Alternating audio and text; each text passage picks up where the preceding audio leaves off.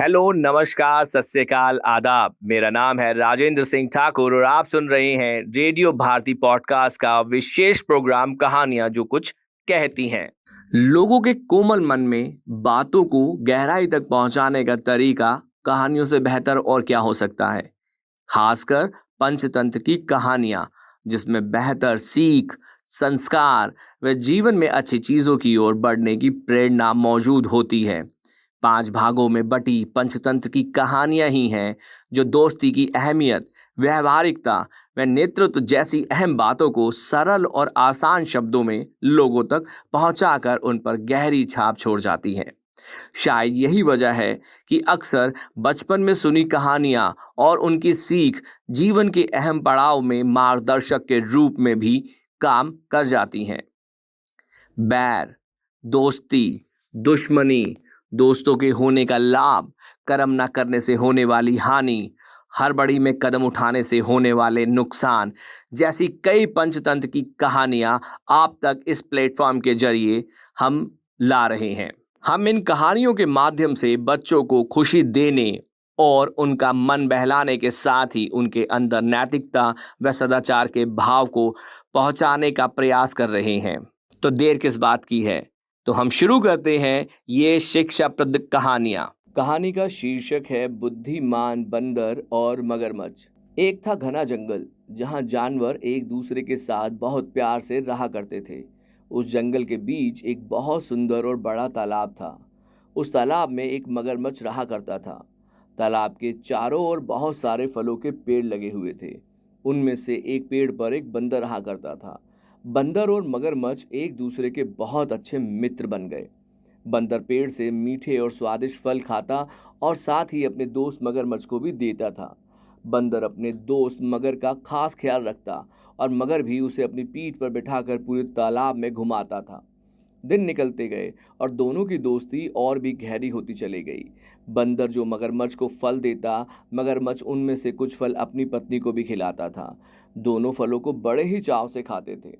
बहुत दिनों के बाद एक बार मगर की पत्नी ने कहा कि बंदर तो हमेशा ही स्वादिष्ट फल खाता रहता है, जरा सोचो उसका कलेजा कितना स्वादिष्ट होगा।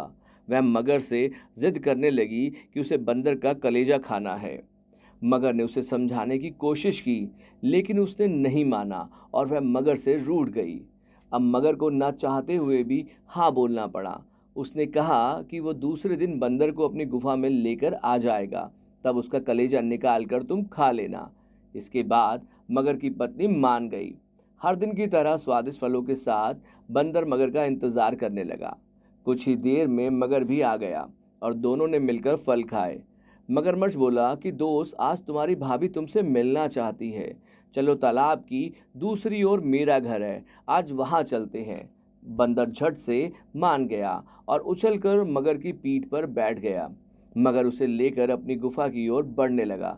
जैसे ही दोनों तालाब के बीच पहुंचे, मगर ने कहा कि मित्र, आज तुम्हारी भाभी की इच्छा है कि वो तुम्हारा कलेजा खाए। ऐसा कहकर उसने पूरी बात बतलाई। बात सुनकर बंदर कुछ सोचने लगा और बोला, मित्र, तुमने मुझे यह पहले क्यों नहीं बताया।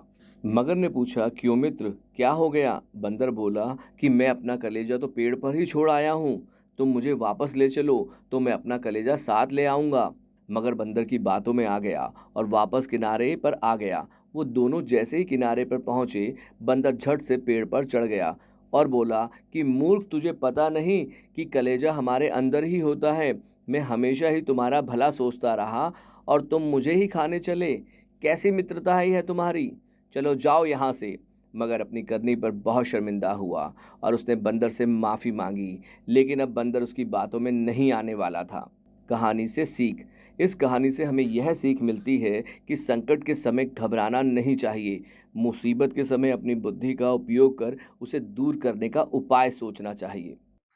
आप सुन रहे थे रेडियो भारती का पॉडकास्ट पंचतंत्र की कहानियां। अगर आपको हमारे पॉडकास्ट का यह एपिसोड पसंद आया है तो पॉडकास्ट पेज पर दिए गए फॉलो बटन को जरूर दबाएं ताकि ऐसे ही और एपिसोड आप मिस ना करें। पसंद आने पर अपने दोस्तों और जानने वालों से ये सीरीज शेयर करना ना भूलें। अपने सुझाव यानी सजेशन के लिए आप हमें सर्च कीजिए सोशल मीडिया पर रेडियो भारती के नाम से। तब तक के लिए धन्यवाद।